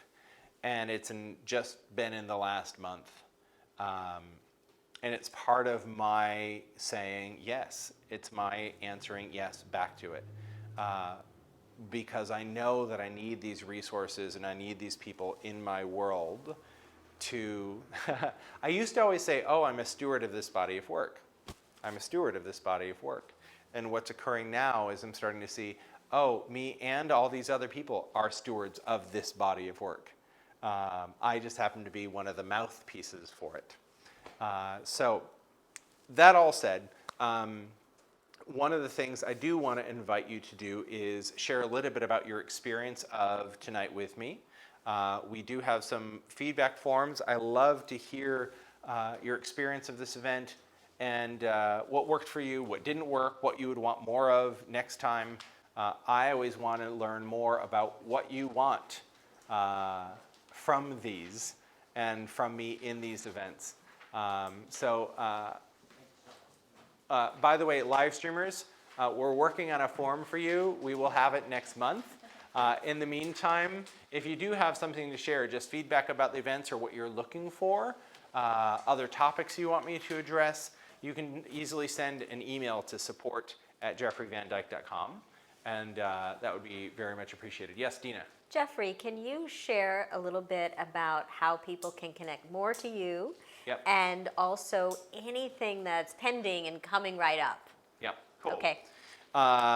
So, good. So the primary way to get in touch with me is, especially if you think that working with me can help you move your calling forward and move your work forward, you can just go to jeffreyvandykelive.com/apply, jeffreyvandykelive.com/apply, and just fill out a form there, and our team will be in touch with you to set up a time to see if there's deeper work for us to do. One of the primary ways I work with people is in a 3-month group coaching deep dive called Tribal Marketing, where I help you go from what's your wound to what's the calling around that to who's the market to what's the signature system and program that will serve that market that you can sell to make sense out of your calling and make it a profitable business that actually has impact in the world. So if you're interested in getting my support and either building the next level of your business, sharpening who your positioning is speaking to, or taking an idea that's maybe new and giving form to it and making a business out of it, feel free to go to jeffreyvandykelive.com/apply. In the room on the other side of the feedback form If you would like to have a conversation with me about working together, you can just fill that out and we will be in touch. I will say this, the people that are showing up in my world to work with me are people that know that they have a calling, people that have a fire to bring it out at another level.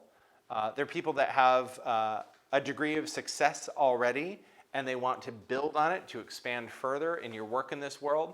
And they know that there is something that needs to happen to make their calling, their work, the truth of what they're here to do actually take root in the world as a business, right? And that's the piece about cutting through the noise of the marketplace and really setting yourself up as an authority in the world. So that would be the primary place to go. In terms of things that are coming up, I've had a lot of speaking gigs lately. The next big thing coming up is I'll be in Colombia for 4 days. So if you're in South or Central America and want to join me in Bogota in February, let me know. We'll be doing a 2-day marketing training for entrepreneurs. We're going to be doing a public talk about life purpose. And I'm going to be doing a 1-day deep dive with a bunch of political leaders and business leaders around the higher purpose of Colombia and healing wounds in Colombia, some of the collective wounds, and how that relates to policy. So that's one of those big things. And then in May 11, 12, 13, I'm going to be doing an event. It's going to be the first event that I've done, since 2013. I just keep getting this message that the tribe needs to come together. We need to be in the room together. So we'll be doing that in May, so you can set those dates aside. I haven't announced it officially yet, but you can set those dates aside. And the business objective will be all around becoming a known authority in the market. And the spiritual objective will be around helping you become the living embodiment of your brand's promise. So that's part of what is in the hopper there. Cool? Cool. Awesome. And with that, be blessed. Know that there are forces that work in your life beyond your knowing, and that as you open up to something larger than you happening through you, that there are all sorts of forces conspiring in your favor for your good. Know that your calling has everything you need to answer it embedded within it. And if you just listen to what it is, even if you can't see how it will be showing up in the world, everything you need along the way will be there. You're the one, you are the one, you are the one, you are the one. You are here for such a time as this. Thank you for showing up. Have a wonderful night. Bye, everybody.